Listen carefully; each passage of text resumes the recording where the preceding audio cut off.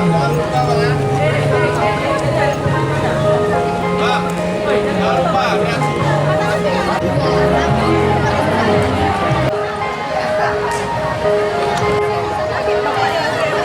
sudah wawancara tadi.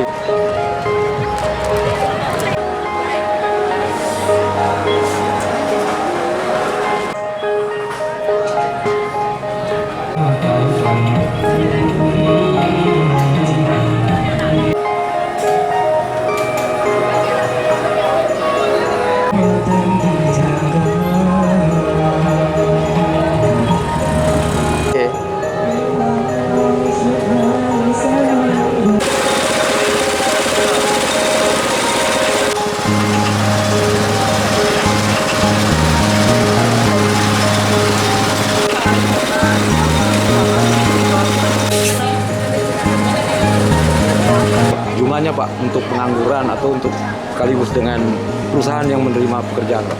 Ya, kalau dari kita lihat dari 32 yang keterlibatan 32 perusahaan ini tidak bisa kita tentukan berapa jumlah yang mereka terima, ya. Karena ini terkait dengan klasifikasi jabatan dan spesifikasi dari tenaga kerja yang ada, klasifikasi dari alumni yang ada.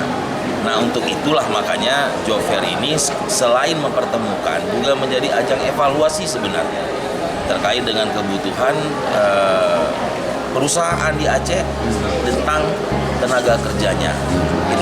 Harapannya Pak terakhir Pak? Ya, harapannya kegiatan atau ajang seperti ini bisa diikuti atau menjadi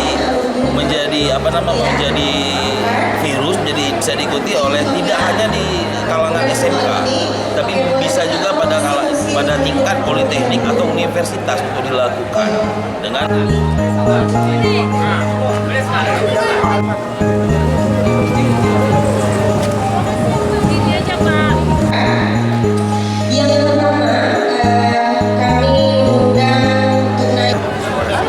Ini Pak rencananya?